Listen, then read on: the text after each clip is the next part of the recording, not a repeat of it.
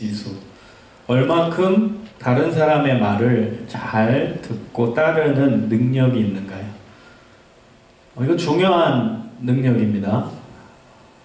먼저는 하나님을 향한 순종, 또 부모님을 향한 순종, 또 다른 사람을 향한 순종, 얼만큼 잘 들어주는가. 여러분 스스로 셀프 어세스먼트를 해보세요. 자기 자신을 평가해보세요. 나의 순종 지수는 얼만큼 되는지. 자, 두 번째입니다. 오늘 설교 중에 제가 순종의 단계를 얘기해 줄 거예요. 본문 안에서 나온. 그래서 제가 그거를 삼중 순종이라고 명명했습니다. 제가 그렇게 붙인 거예요. 삼중 순종은 어떤 것인가? 한번 오늘 말씀을 듣고 다시 한번 정리를 해봤으면 좋겠습니다. 마지막 세 번째입니다. 여러분, 하나님께 순종하는데 장애물이 많죠? 잘 순종을 못하겠잖아요, 솔직히. 그 장애물이 뭔지 한번 생각해 봤으면 좋겠어요. 그래서 여러분 설교 시간에 집중해서 딴짓하지 말고 떠들지 말고, 또 기왕이면은 설교 중간에는 화장실 왔다 갔다 급하지 않은 경우는 하지 마세요. 왜냐면은 은혜 받는 비결은 집중하는 것밖에 없기 때문에 그래요. 성경은 다 집중을 얘기합니다. 기도도 부르짖으라고 얘기해요. 여러분, 부르짖으라가 어떤 의미일까요? 그냥 단순히 뭐 고래고래 소리 지르라는 의미일까요? 그 외적인 모습만 얘기하는 걸까요? 아니에요. 그 부르짖으라는 그 표현에 담긴 뜻은 집중하라는 거예요. 기도에 집중하라. 하나님께 부르짖으라. 하나님께 집중하라. 그래야 하나님이 그 기도에 응답하신다는 거예요. 나를 찾고자 하면 너가 나를 만나리라. 찾고가 두 번 나와요. 그냥 찾는 게 아니라 찾고 찾으면요. 그것도 집중이에요. 하나님을 찾을 때 집중해서 찾으면 내가 너희를 만나겠다. 여러분, 하나님이 우리 마음 가운데 보시는 건 한 가지예요. 열망이 있는가예요. 열망. 얼만큼 나를 만나고 싶은가? 얼만큼 나의 은혜를 받고 싶은가? 얼만큼 내 말씀을 알고 싶은가? 그 열망을 체크하십니다. 그래서 여러분, 중요한 거는 열정이에요. 열망, 열정. 그러면은 하나님께서 큰 은혜를 주세요. 이제 우리 3월 이제 13일부터 이제 수련회 갈 거예요. 이따가 회장이 이제 강조하고 또 광고를 계속 할 텐데, 수련회 그냥 가는 거지, 뭐 수양회 가는 거지, 아 나 바쁜데 안 가야지, 혹은 아 그냥 가서 그냥 쉬다 와야지, 놀다 와야지, 다양한 생각들이 있을 줄 알아요. 근데 저는 수련회 가기 전에 항상 그렇게 강조하고 싶어요. 이 수련회가 내 인생의 마지막 수련회다. 그런 마인드. 그럼 열정이 생겨요. 열망이 생겨요. 그때 은혜 받는 거예요. 하나님은 열망 있는 사람, 열정 있는 사람에게 은혜를 주시는 거예요. 그 사람에게 말씀을 주시고 그 사람의 기도를 들어주십니다. 그래서 여러분, 꼭 열망은 놓치지 마세요. 불신자였다가 하나님을 만난 사람들 있잖아요. 그러면 신기하잖아요. 저 사람은 불신자였는데 저 사람은 안티크리스찬이었는데 어떻게 예수님을 만났지? 내가 통계학적으로 보면은 기본적인 마인드 중에 열망은 다 있었어. 그런 사람을 불신자라도 하나님이 그 사람 만나게 해주시더라고요. 하나님이라는 분에 대한 정확한 그 단어를 몰라서 그냥 신이라고 표현할 수도 있고 뭐 절대자라고 표현할 수도 있겠지만, 불신자의 관점에서 그런 신을 찾으려 했던 열망, 어떤 절대자를 알고 싶은 열망이 있는 사람에게 하나님은 찾아가서 예수님을 알게 하시고, 그래서 크리스찬이 되게끔 하시더라고요. 그래서 여러분, 열망과 열정은 신앙의 가장 중요한 요소입니다. 설교할 때도, 설교 들을 때도 여러분 열정을 다해서 한번 들어봐요. 집중해서. 그럼 하나님의 말씀이 여러분 마음 가운데, 영혼 가운데 들어갑니다. 오늘 말씀은 누가복음 5장 1절에서 11절까지의 말씀입니다. 누가복음 5장 1절에서 11절입니다.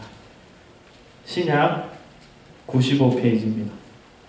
누가복음 5장 1절에서 11절.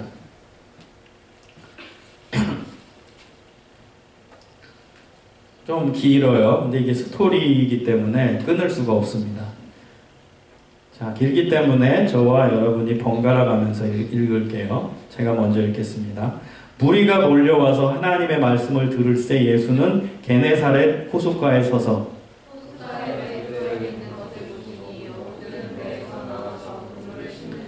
예수께서 한 배에 오르시니 그 배는 시몬의 배라. 육지에서 조금 떼기를 청하시고 앉으사 배에서 무리를 가르치시더니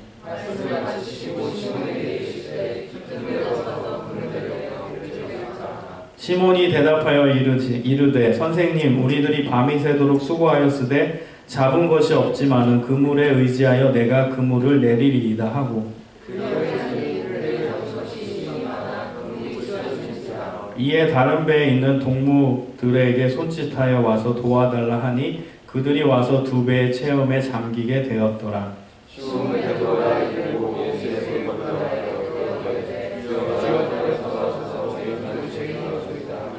이는 자기 및 자기와 함께 있는 모든 사람이 고기 잡힌 것으로 말미암아 놀라고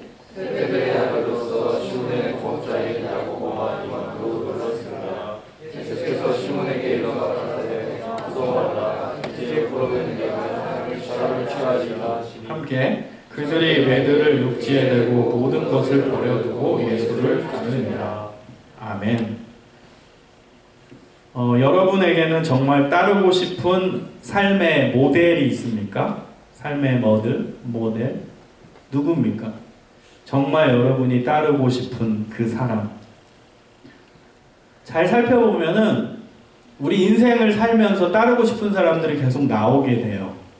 뭐 신앙적 관점에서는 문제가 아닌데 세상적이어서 세상 속에서 내가 저 사람을 따르고 싶다 라고 했을 때 순수한 동기로서 따르고 싶은 사람도 있지만 사회생활을 하다 보면 나에게 이득이 되기 때문에 따르고 싶은 사람이 생길 수 있다는 것입니다. 보통은 그래요. 여러분은 아직은 이제 학교 생활 가운데 있고 또 학교라는 울타리 아래에 있기 때문에 아직은 많이 보호가 되지만 이제 사회 바깥으로 이제 사회 속으로 들어가면 이제 여러분의 삶의 패턴이 바뀌게 되겠죠. 인간관계의 형태도 달라지고 스타일도 바뀝니다. 그러면서 여러분의 스타일까지도 휩쓸려서 바뀌어질 수도 있어요.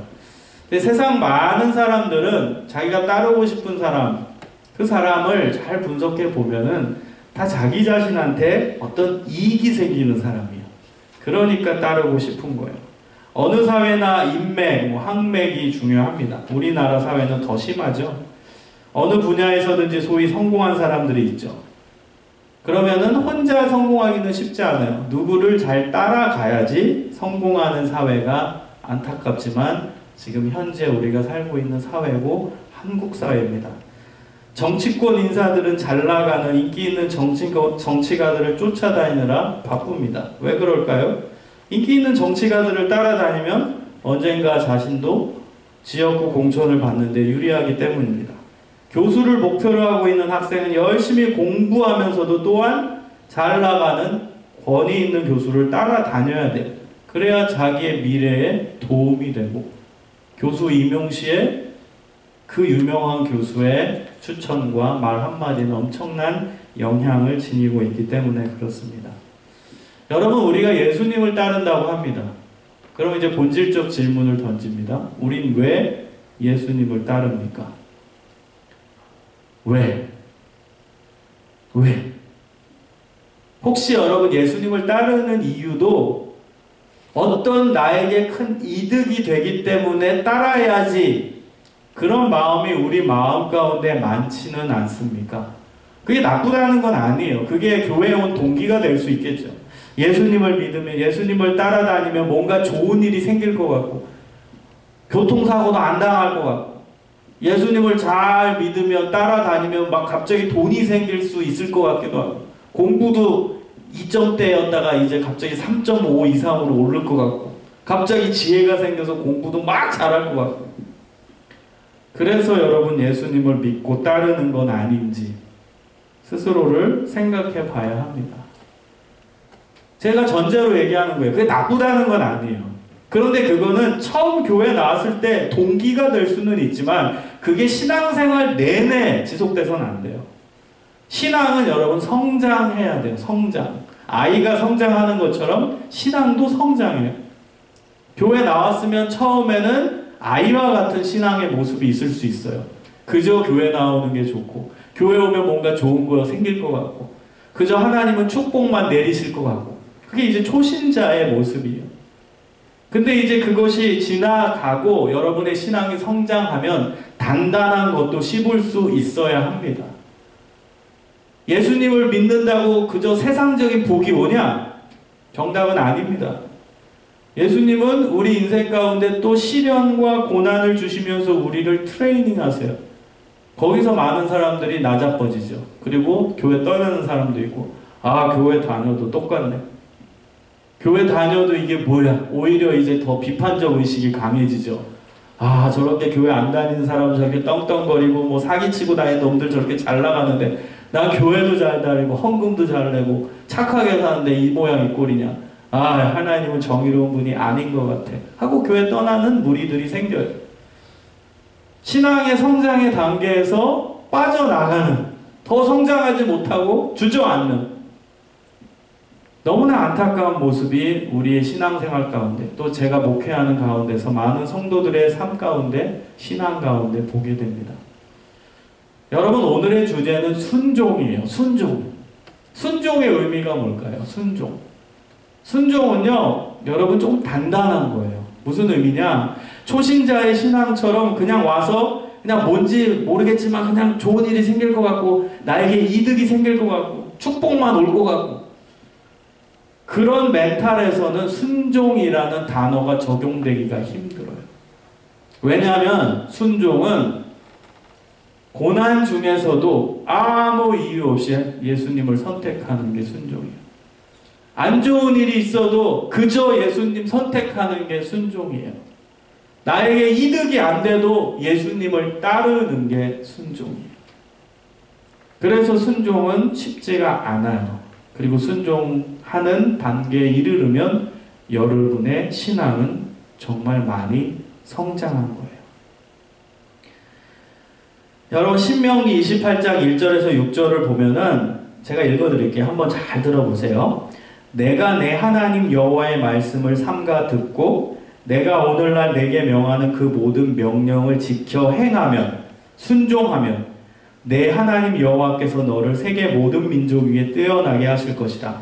내가 내 하나님 여호와의 말씀을 순종하면 이 모든 복이 내게 임하여 내게 미치리니 성읍에서도 복을 받고 들에서도 복을 받을 것이며 내가 들어가도 복을 받고 나가도 복을 받을 것이니라. 우리가 굉장히 좋아하는 구절이에요. 근데 우리는 이 구절을 보면은 복밖에 안 보여. 순종이란 단어가 안 보이고 복, 좋네.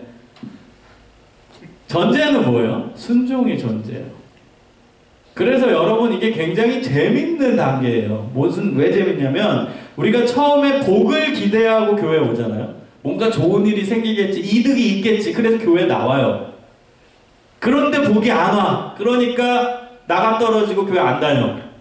근데 예수님은 분명히 하나님 말씀하시죠. 순종하고 그 다음 복을 얘기하시는 거예요. 그래서 복이 모티브가 돼서 교회에 나왔으면 그냥 복만 기대하면 안 돼. 그 다음 단계 레벨로 넘어가는데 그게 순종이라는 거예요. 그리고 순종하면서 하나님의 뜻을 기대하고, 순종하면서 하나님의 이끄심을 기대하고, 순종하면서 하나님이 주실 진짜 복을 기대하는 거예요. 여러분, 그 복은 우리가 생각하는 그냥 돈, 우리가 생각하는 세상적인 거, 그런 게 아니에요. 여러분, 하나님이 유치하게 우리 세상에서 생각하는 그 복의 그 차원, 그 레벨밖에 없으실까요? 여러분, 그런 생각 안 해봐요? 이 세상 모든 걸 만드신 하나님, 영원하신 하나님이 고작 우리는 전부라고 생각하는 게 하나님의 입장에서 고작이죠. 고작 돈일까요? 하나님이 우리에게 주신다는 복이 고작 돈일까요? 우리는 그 돈이 최고라고 생각하지만 비록 하나님의 입장에서는 그게 복이겠어요? 그건 진짜 조그만 복이죠. 진짜 하나님이 준비하고 계시는 복은 우리가 감히 예측할 수도 없는 복일 거예요. 영적인 복, 정신적인 복, 영원한 복, 하나님의 은혜의 복, 하나님께 더 가까이 가는 복, 내 마음이 평안한 복, 이런 게 진짜 복이 아닐까요? 그런 진심 어린 진짜 복을 하나님은 우리를 위해 준비하시는 거예요. 순종할 때, 하나님께 순종할 때, 이득이 없어도 하나님 따라갈 때, 그때 이득이 생기는 거예요. 이 역설이라는 거예요. 이번 수련회 때 이 역설에 대해서 제가 설명을 할 거예요. 설교를 하려고요. 신앙은 역설이에요. 신기해요. 하나님을 잘 믿고 막 이득이 생기기를 간절히 기대하는데 이득이 안 와. 근데 순종은 이득을 기대하지 않고 따르는 거거든. 근데 이득을 기대하지 않고 따르면 이득이 와. 이 놀라운 거라니까. 어떤 축복을 기대하지 않아. 축복 없어도 나 예수님 따를 겁니다. 축복 안 와도 난 하나님 선택할 겁니다. 그런 축복이 온다니까. 그게 하나님이 일하시는 방식이에요. 그래서 오늘 말씀을 여러분 잘 들으면서 순종이 뭔지를 정확히 깨달아 알았으면 좋겠습니다. 자, 오늘 말씀으로 들어갈게요. 오늘 말씀은 굉장히 재밌는 장면이에요. 우리가 잘 아는 수제자 베드로를 부르시는 장면입니다. 오늘의 공간적 배경은 갈릴리 호수입니다. 성경에 보면 게네사렛 호숫가라고 나오죠. 1절에. 게네사렛이 갈릴리 호수예요. 여러분 신약성경 특히 복음서를 읽다가 호수가 나오잖아요. 그러면 그냥 갈릴리 호수로 이해하면 돼요. 근데 그게 헬라어에 따라 다르고 라틴어에 따라 다르고 다 달라. 그래서 어찌 보면 아, 이스라엘에 호수가 여러 개가 있구나 착각해요. 아니에요. 다 똑같은 호수야. 갈릴리 호수예요. 오늘은 게네사렛이라고 표현되어 있는데 또 다른 곳은 긴네렛이라고 표현되어 있고 또 어떤 데 긴네롯이라고 표현되어 있어요. 다 똑같은 호수예요. 갈릴리 호수를 뜻하는 거예요. 오늘 5장의 배경은 예수님께서 이제 우리 시험 공부했죠? 유혹받으신 거? 마귀 유혹받고 그 다음에 그 이후에 예수님이 사역을 시작하고 얼마 지나지 않았을 때입니다. 아직 제자가 없을 때요. 혼자 처음에 사역하다가 5장부터 드디어 예수님이 제자를 부르시는 장면이에요. 예수님은 제자가 없는 그때도 인기 스타가 됐어 이미. 예수님의 가르침을 들으려고 많은 사람들이 모여들었어요. 예수님이 많은 사람들이 앞에서 가르치시고 천국 복음을 알려주셨어요. 5장 1절을 보면 무리가 몰려와서 하나님의 말씀을 들을세. 무리가 몰려와가지고 그래서 다른 성경 구절을 보면 심지어 5,000명도 예수님의 말씀을 들으려고 몰려들거든요. 그렇게 많은 숫자가 예수님의 말씀을 듣기 위해서 옹기종기 모여 앉았어요. 자, 퀴즈. 5,000명이나 되는 사람을 어떻게 예수님은 육성으로 가르쳤을까요? 여러분 지금 뭐 4, 50명 돼도 얘들아 들리니 마이크 없으면? 네. 잘 들리네? 자, 5,000명이 앉아있어. 내가 마이크 안 써. 어떻게 가르쳐? 안 들리겠지, 뒤에 앉아있으면. 어떻게 가르쳤을까? 한번 생각해. 어떻게 가르쳤을까? 지역의 특성을 이용한다. 맞았어요. 갈릴리 호수가 여기 있다고 해봐요. 이 그림 자료를 준비하면 좋은데 미안해요. 갈릴리 호수가 있어요. 근데 갈릴리 호수는 이 양쪽에 이제 육지를 끼고 있어요. 육지가 있다가 푹 들어가요. 갈릴리 호수 있는 데는. 그러고 다시 육지로 진행이 돼요. 그래서 그 지역적 특성이 어떻게 되냐 쉽게 설명해가지고 낮에는 해풍이 불어요. 호수에서 육지로 바람이 붑니다. 그리고 밤에는 육지에서 호수로 바람이 바뀌어요. 그래서 여러분 장면들 생각나요? 예수님이 뭐 무리를 걸으시는 장면, 혹은 예수님의 제자들이 배를 타고 가다가 예수님이 걸어오셔서 귀신이다 했던 장면, 그런 거 생각나요? 다 어디예요? 공간은? 갈릴리 호수예요. 갈릴리 호수. 딴 데가 아니라니까? 어디 다른 호수에서 한 게 아니라 다 갈릴리 호수예요. 그게 갈릴리 호수의 지역적 배경을 잘 드러내주는 거예요. 밤에는 바람의 방향이 바뀌어가지고 육지에서 바다를 향해서 호수를 향해서 바람이 부니까 광풍이 불어요. 소용돌이가 막 생겨. 물 안에서 바람이 생겨가지고. 그래서 예수님의 제자들이 물 건너편 마을로 갈 때 배를 젓다가 막 뒤집어지려고 하고 또 거기서 광풍이 불고, 그게 그 장소적 특성 때문에 그래요. 근데 낮에는 너무나 신기하게 호수에서 육지로 바람이 붑니다. 아주 잔잔하게. 그래서 여러분 이 정도는 상식으로 알아두세요. 예수님이 주로 가르치셨을 때 어떤 방법을 쓰셨냐면 수많은 사람들은 육지에 앉게 하셨습니다. 그리고 예수님은 배를 띄워서 배에 앉아서 육지를 향해서 가르치셨어요. 신기하죠?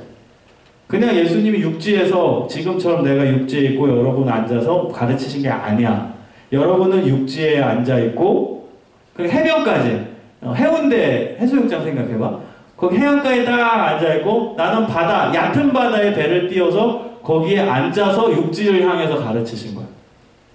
그러면 바람의 방향을 따라서 음성이 바람 따라 멀리까지 가는 거야. 그래서 5,000명 이상도 앉아서 마이크 없이 들을 수 있었다는 거예요. 그런 배경이에요. 자, 무리가 몰려왔어. 여러분이 무리라고 해봐. 이제 연극하자. 나는 이제 예수님이야. 이제 가르쳐야 되는데 항상 가르치던 방식, 이 바람을 이용해야 되기 때문에 마이크가 없기 때문에 배를 띄워서 거기 앉아야 되거든. 그래야 최고의 효과가 나오거든.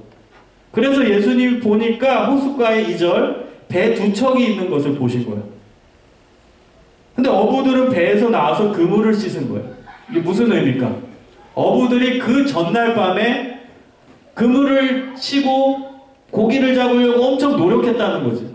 그리고 이제 새벽이 되고 아침이 돼서 배에서 내려서 그물이 손상된 게 없나 손질하고 수리하고 있었다는 거지.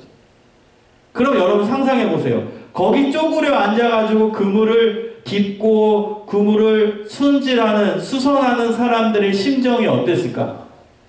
기뻤을까? 행복했을까? 피곤해 쩔었겠지. 얼마나 힘들었겠어요. 뭐 그물을 내렸는데 한 마리도 못 잡았고, 그러니 힘들고 괴롭고 피곤하고 졸립고 그런 상황이겠죠. 근데 그때 예수님이 한 명을 택해서 그 한 명이 누구예요? 시몬이요. 베드로의 이름이 시몬이요. 그 베드로한테 얘기하는 거예요. 뭐라고 얘기하시냐? 나 배 한 척만 쓰자. 어디 이상한 아저씨가 나그네가 오더니 배 한 척을 쓰겠다고 한 거예요. 여러분이 베드로라면 기분 좋았겠어요? 나빴겠어요? 좋았겠어? 기분 안 좋았겠지. 아니 저 사람이 누군데 내 배를 쓰겠다고 하나? 저 사람이 누군데? 현우야 나가 있어라. 아니 저분이 누군데 내 배를 쓰겠다고 하는 거지? 라고 생각할 수도 있을 거예요. 근데 베드로의 위대한 점, 예수님의 말씀을 들었다는 거. 그게 베드로의 첫 번째 순종이에요. 자, 베드로가 이제 배를 끌고선 이제 바닷가에 띄웁니다. 그리고 베드로는 뱃사공이니까 노를 젓겠죠. 그래서 예수님을 태웠겠죠. 그리고 얕은 바다에 나갔어요. 그 다음에 턴 해가지고 육지를 향했어요. 자, 배가 가만히 있을까요? 움직일까요? 움직여. 그럼 움직이지 않게 고정하는 건 누구의 역할이에요? 예수님 역할입니까? 누구? 베드로. 자기 배잖아. 뱃사공이잖아. 그러니까 자기가 배가 최대한 움직이지 않게 키를 내리겠죠. 여러분 키 뭔지 알죠? 키를 내리고 쪼그려 앉아가지고 배가 최대한 움직이지 않게 고정하려고 노력했겠죠. 그 사이에 예수님은 앉아서 육지를 향해서 무리들에게 가르치신 거예요. 자, 예수님이 1시간, 2시간 가르쳤을 거예요. 그럼 거기 쪼그려서 앉아있던, 배에 같이 앉아있던 베드로는 예수님의 말씀을 들었을까요? 귀를 닫았을까요? 잤을까요? 들었어. 베드로도 놀랍게 거기에 쪼그려서 키를 잡고 있는 동안에 예수님의 말씀을 들은 거예요. 자, 예수님이 이제 가르침을 다 마치셨어요. 그 다음에 이제 배 잘 썼다고 얘기했겠죠? 베드로야, 시몬아, 당신 이름 시몬이죠? 시몬아, 배 잘 썼어. 그 다음에 하시는 말씀이 4절. 말씀을 마치시고 시몬에게 이르되 깊은 데로 가서 그물을 내려 고기를 잡으라. 두 번째 명령을 하시는 거예요. 첫 번째 예수님의 명령은 뭐였어요? 내가 네 배를 쓰겠다. 배 좀 띄워라. 이게 명령이었어요. 처음 보는 사람한테. 근데 베드로는 순종했거든? 다 끝난 줄 알았는데 두 번째 베드로한테 또 메시지가 들어오는 거예요. 예수님의 메시지. 뭐라고 얘기해요? 깊은 데로 가서 그물을 내려 고기를 잡으라요. 베드로의 입장에서 황당하지 않았겠어요? 어젯밤에 온통 다 돌아다니면서 고기를 다 잡아왔는데 결국 한 마리도 못 잡았는데 어부 생활 한 번도 안 해본 옆에 있는 이상한 아저씨가 깊은 데로 가서 그물을 내리라 하자. 그러면 여러분 깊은 데로 어제는 안 간 건가요? 아니에요. 여러분 이게 키워드야. 베드로는 어젯밤에 깊은 곳에 가서 그물을 던졌어요. 이게 중요해요. 여러분 고기는 깊은 데에 가야 잡히는 거야. 여러분 이 메시지 어떻게 들어요? 교회 여기 수십 년 다닌 사람 하도 많이 들었지 이 구절. 그럼 전날에는 깊은 데 안 갔겠구나 생각합니까? 전날에도 깊은 데 갔다는 뜻이에요. 고기는 상식적으로 깊은 데 가야 잡히는 거야. 여기서 뭘 얘기하는 거예요 예수님은? 테스트 하시는 거예요. 아주 상식적인 얘기를 직업 어부, 프로페셔널 어부한테, 피셔맨한테 얘기하는 거예요. 얼마나 이거 재밌는 얘기예요? 여러분 나만 재밌나? 맨날? 자, 아까 현우가 들어왔지. 걔 조그만 애가 현우거든? 근데 현우가 이제 길을 가다가 이러는 거야. 목사님, 배고파요? 응, 배고픈데? 그럼 돈 주고 사 먹어요. 아유, 뻔한 얘기잖아. 그럼 당연히 배고프면 돈 주고 사 먹어. 지금 그런 얘기를 하니까? 물고기 못 잡았어요? 그럼 깊은 데 가서 잡으세요. 이거예요. 여러분 베드로 입장에서 얼마나 황당했겠어. 근데 여러분 놀라운 것은 이게 하나님의 예수님의 테스트였다니까. 너무나 뻔한 얘기. 이게 어떤 노하우가 아니야. 어떤 신비적 방법을 얘기한 게 아니야. 어젯밤에는 깊은 데 안 갔기 때문에 깊은 데 가라는 게 아니야. 어부면 반드시 고기 잡으려면 깊은 데 가야 돼. 그리고 가봤어 어젯밤에. 다 아는 얘기야. 그 아는 거 갖고 예수님이 얘기한다니까. 아주 유치하게. 깊은 데로 가서 고기 잡으세요. 자, 여러분 보통 인간 같으면 여기서 뚜껑이 열렸을 거야. 아니 이 사람이 장난하나 지금. 배 태워준 것만 해도 지금 돈 받아야 되는데 지금 장난하고 있나. 화냈을 수도 있어요. 근데 베드로가 위대했던 점은 뭐예요? 들었어요. 들었어. 그래서 예수님은 내려놓고 육지에 그 다음에 이제 배를 타고 베드로는 다시 나가는 거야. 그 피곤한 몸을 이끌고 이 예수님 때문에 잠도 못 잤는데 오늘 아침에 잠 자야 되는데 갑자기 나타나가지고 배 띄우라고 해서 띄워줬는데 또 이제 깊은 데 가서 잡으라고 하네. 그래서 얼마나 피곤했겠어. 그럼에도 불구하고 간 거야. 예수님이 가라고 하니까. 자 5절을 보세요. 시몬이 대답하여 이르되 선생님 우리들이 밤이 새도록 수고하였으되 잡은 곳이 없어요. 그런데 중요한 건 뭐예요? 말씀에 의지하여. 이게 무슨 뜻이게요? 예수님 말씀을 믿고 해라. 믿고. 예수님 말씀을 믿고 당신의 말씀을 믿고 내가 그물을 깊은 데 내리겠습니다. 하고 자기 동료들과 함께 배를 타고 깊은 바다로 나간 거예요. 그 동료 이름이 누굴까요? 성경에 나와. 10절에. 누구야? 동료 이름. 야고보, 요한. 어디서 많이 들어봤지? 누구야? 야고보, 요한. 나중에 예수님의 제자가 되잖아. 이때는 예수님 제자 아니야 아직. 근데 예수님 제자가 되는데 그냥 제자야? 아니야. 수제자야. 여러분 예수님의 수제자가 3명이 있어요. 12명 중에 3명이 수제자거든. 제일 예수님이 신뢰하고 어디든 데리고 갔던 제자. 그 3명의 이름이 오늘 다 나와. 베드로, 야고보, 요한이야. 다 누구였어? 뱃사공이고 어부였어요. 이 3명이 이제 배를 타고 나가는 거예요. 야, 저 선생님이란 분이 저 멀리 가래. 야, 어제 갔잖아. 그래도 가래. 한번 가보자. 갔어. 그래 그물을 내렸어. 잡혀요? 안 잡혀요? 잡힌 거야.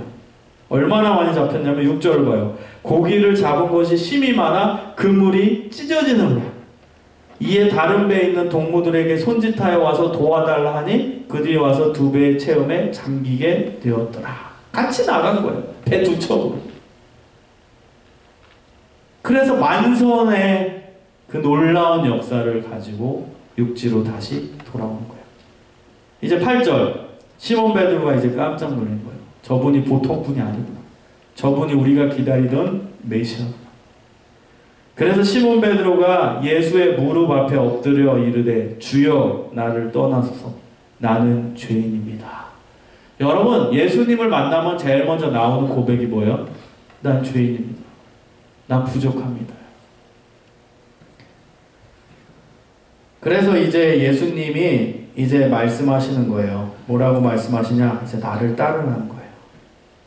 10절을 보세요. 이제 후로는 내가 사람을 취하리라. 저는 이 메시지가 굉장히 예수님의 놀라운, 어찌 보면은 굉장한 인사이트 혹은 유머 감각을 느끼게 해요. 베드로의 직업이 뭐였어요? 어부잖아. 고기를 잡잖아. 그 모티브를 가지고 이제 너는 고기 잡지 말고 사람 잡아라. 이런 뜻이야. 너 고기 잡을래? 사람을 잡을래? 뭐 인신매매인가요? 고기 잡을래? 사람 잡을래? 이렇게 얘기하는 거예요.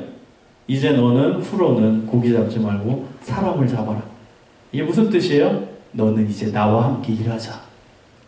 예수님의 복음을 전해서 영적으로 죽어가는 사람, 예수님 제자로 만들자. 죽어가는 영혼, 하나님 나라의 주인공들로 만들자요. 나를 따르라요.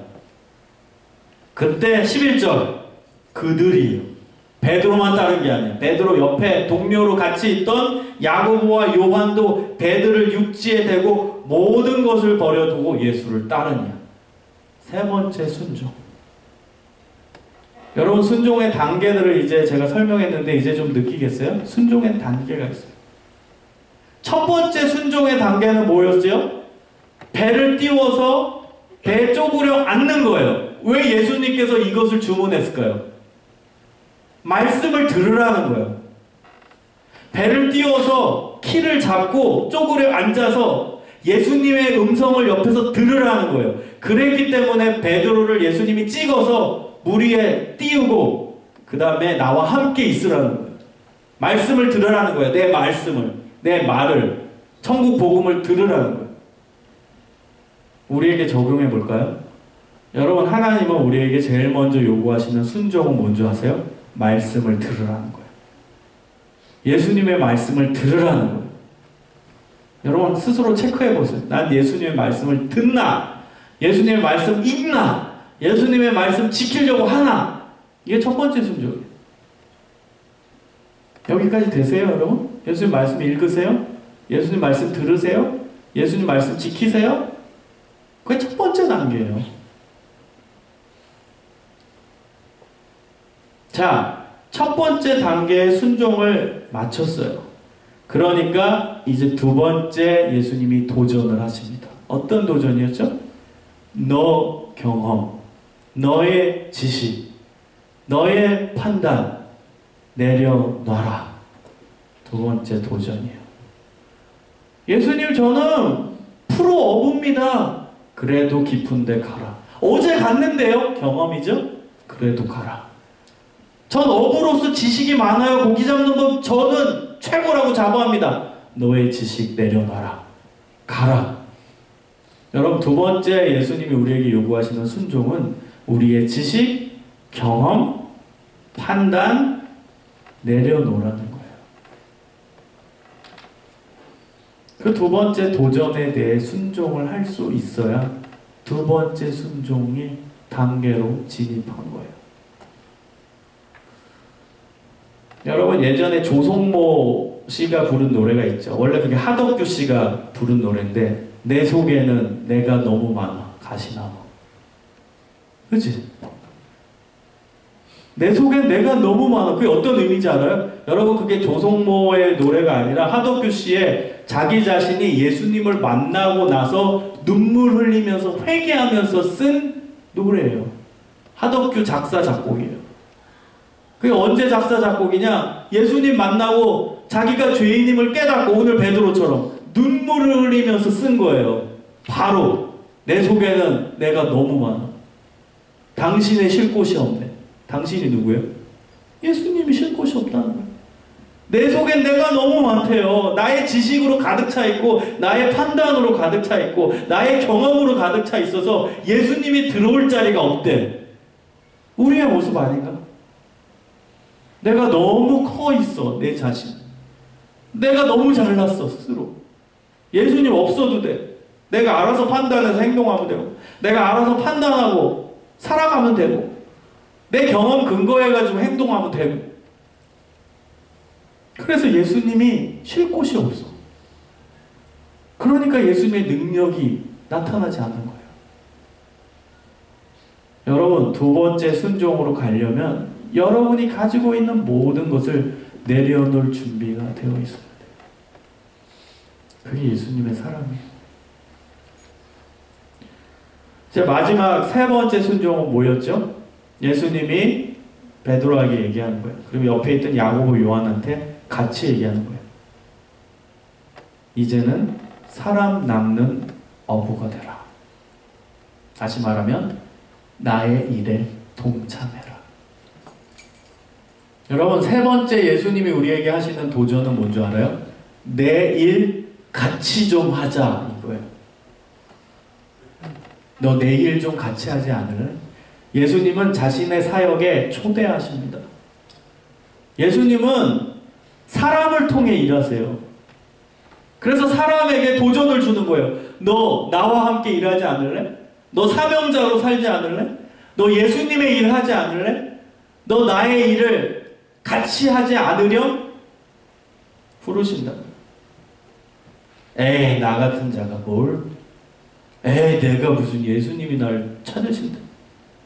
아니에요. 예수님 평범한 사람 찾으세요. 어부는요, 그 당시에 가장 천대받던 직업이었어요. 근데 어느 날 예수님이 와가지고 베드로한테 주문을 하셨을 때 거기에 응답했더니 베드로가 예수님을 따르는 사람 낚는 어부가 된 거지, 만약에 순종하지 않았다면 베드로는 정말 역사에 이름 그 석자도 남기지 못할 아주 평범한 이스라엘의 갈릴리 지역의 어부로서 살다 끝났을 거예요. 아주 평범한 사람. 오히려 그 당시에는 어부가 천대받았는데 그런 사람을 예수님이 찾아오셔서 나의 일에 동참하지 않을래? 주문하시는 거예요. 도전하시는 거예요. 그리고 베드로는 거기에 응답하고 그물을 버려두고 배를 버려두고 예수님을 따르는 거예요. 여러분, 예수님은 동일하게 우리에게 역사하십니다. 그리고 동일하게 우리에게 세 가지 도전을 주세요. 첫 번째, 너 나의 말을 들을래? 복음서에 나온 예수님의 가르침 들을래? 지킬래? 따를래? 그 다음 단계는 뭐라고요? 네가 지금까지 공부해왔던 모든 지식, 경험해왔던 것들, 너희들이 가지고 있는 것 내려놓을래? 그리고 나한테 물어볼래? 이거예요. 자, 세 번째 단계는 너 지금 왜 박사 공부하니? 너 왜 지금 석사 공부하니? 너 왜 지금 학사 공부하고 있니? 너만을 위해서 어부일 하려고?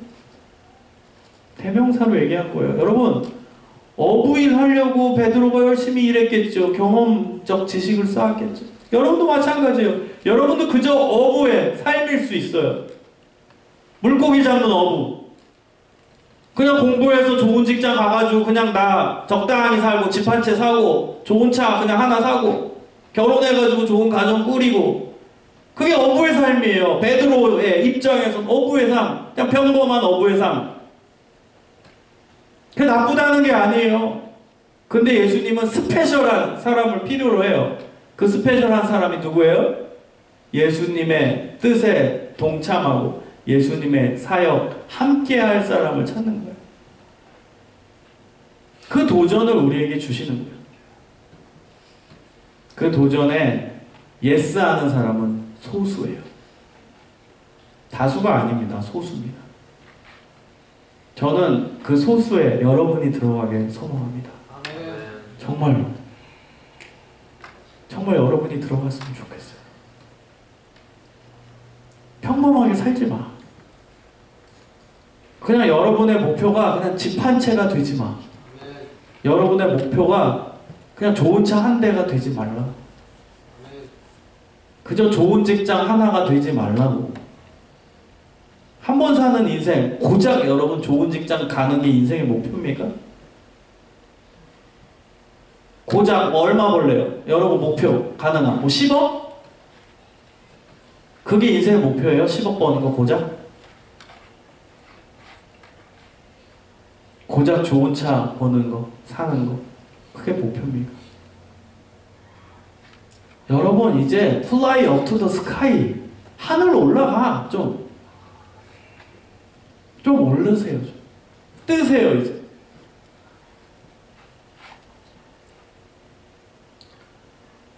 여러분 지금부터 이 훈련소 기간에, 자꾸 훈련소라고 얘기하는데, 여러분 저는 훈련소 기간이라고 생각해요. 여러분 이곳에서 공부하면서 계속 기도해. 그럼 하나님 쓰셔. 하나님 저도요 정말 뜨고 싶어요. 하나님 입장에서. 그리고 하나님 사역에 쓰임 받고 싶어요. 제가 서두에 얘기한 거 기억하세요? 열망. 저 쓰임 받고 싶어요. 그 열망이 있어야 돼. 열정이 있어야 돼.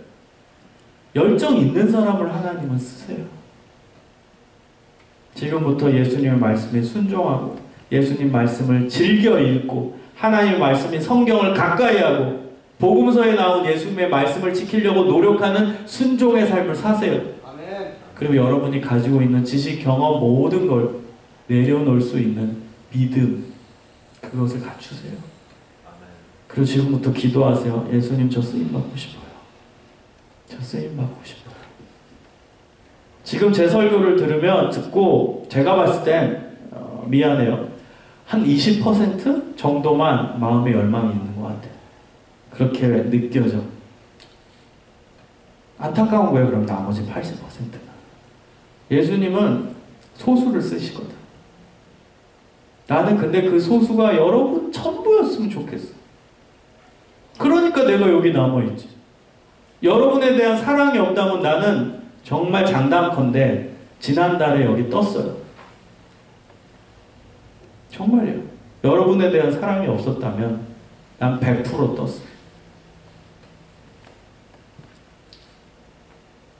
근데 여러분에 대한 사랑이 있어서 못 들어. 왜? 여러분이 그 소수 안에 들어가야만 하니까. 그 열망이 나에게 있으니까. 하나님께 쓰임받는 그 소수 안에 여러분이 있었으면 좋겠습니까? 여러분 하나님을 다수를 쓴다고 생각하지 마세요. 진짜 소수를 쓰세요. 준비된 소수. 감리교회라고 알죠? 감리교 교단이 어떻게 만들어준지 아세요? 웨슬레라는 사람이 창시자인데 사실은 웨슬레와 친구들이었어요. 존 웨슬레와 친구 10명이 모여서 무릎 꿇고 기도하기 시작한 거예요. 걔네들은 그 당시엔 걔네들이죠. 청년이었어. 20대였어.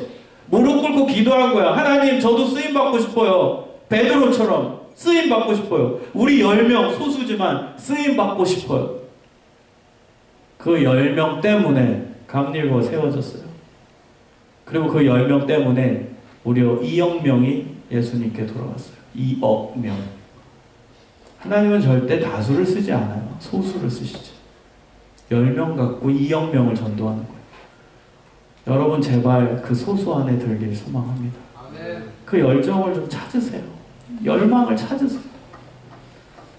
왜 여러분이 열정이 없는 줄 아세요? 계속 좋은 차가 여러분 인생의 목표니까. 계속 집 한 채가 여러분의 목표니까. 겨우 여러분 고작 박사학위가 목표니까. 그러니까 여러분이 계속 힘든 거야. 계속 그냥 그런 거야. 여기서 올라와. 하늘로 올라가. 하나님이 있잖아. 하나님이 기대하시는 곳으로 올라가. 예수님 저도 쓰임 받고 싶어요. 계속 기도하세요. 오늘부터 매일매일 예수님 저 쓰임 받고 싶어요. 예수님 저를 써주세요. 예수님 절대 여러분의 기도 무시하지 않습니다. 정말이에요. 열망만 있어. 그럼 돼. 그럼 예수님 쓰셔. 여러분 기대합니다. 여러분의 3년 후, 5년 후, 10년 후, 15년 후, 20년 후 난 기대합니다. 알겠지? 교원아? 교원이가 아주 똘망똘망하게 잘 들어줘서 고맙고 교원이의 10년 후 모습이 기대됩니다. 아멘.